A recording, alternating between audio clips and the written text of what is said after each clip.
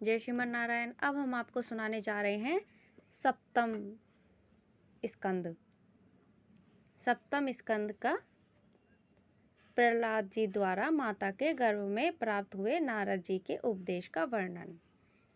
आइए, जब दैत्य बालकों ने इस प्रकार प्रश्न किया तब भगवान के परम प्रेमी भक्त प्रहलाद जी को मेरी बात का स्मरण हो आया। कुछ मुस्कुराते हुए उन्होंने उनसे कहा, प्रहलाद जी, जब हमारे पिताजी तपस्या करने के लिए मंदराचल पर्वत पर चले गए तब इंद्र ने, देवताओं ने दानवों से युद्ध करने का बहुत बड़ा उद्योग किया। वे इस प्रकार कहने लगे कि जैसे चींटियां सांप को चाट जाती हैं, वैसे ही लोगों को सताने वाले पापी हिरण्यकश्यपु को उसका पाप ही खा गया।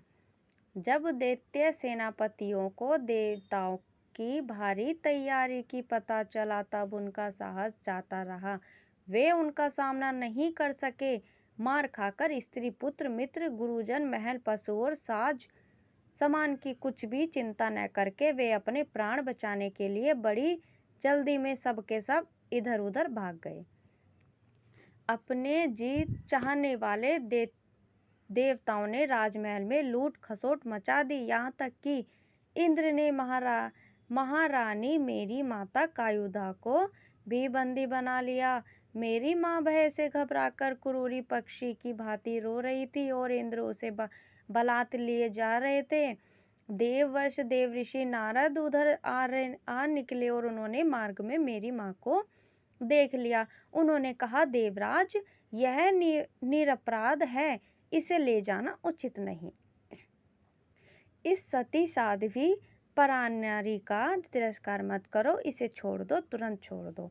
इंद्र कहते हैं, इसके पेट में देवद्रोही हिरण्यकश्यपु का अत्यंत प्रभावशाली वीर्य है। प्रसव पर्यंत यह मेरे पास रहे, बालक हो जाने पर उसे मारकर मैं इसे छोड़ दूंगा।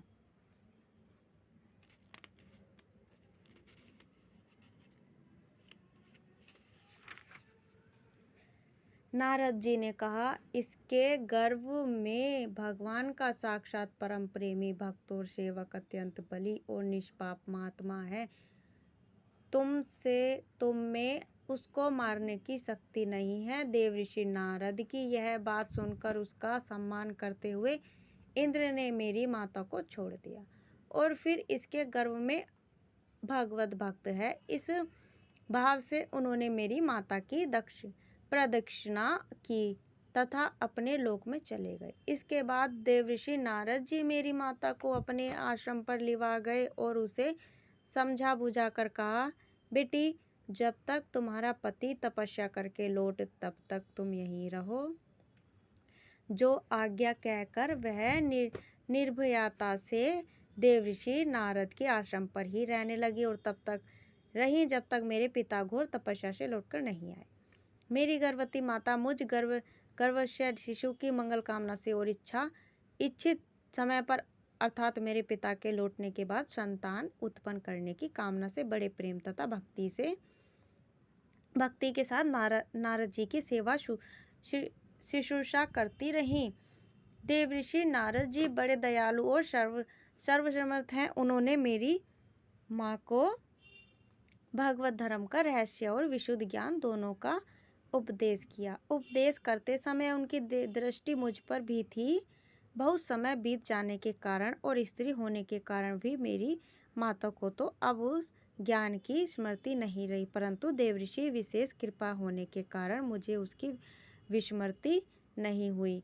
यदि तुम लोग मेरी इस बात पर श्रद्धा करो तो तुम्हें भी वह ज्ञान हो सकता है, क्योंकि श्रद्धा से स्त्री और बालकों की बुद्धि भी मेरे ही समान शुद्ध हो सकती है। जैसे ईश्वर मूर्ति काल की प्रेरणा से वृक्षों के फल लगते ठहरते बढ़ते पकते क्षीण होते और नष्ट हो जाते हैं, वैसे ही जन्म अशक्त तत्व की अनुभूति वृद्धि परिणाम क्षय और विनाश, ये 6 भाव विकार शरीर में। जय श्रीमन नारायण। अब हम आपको सुनाने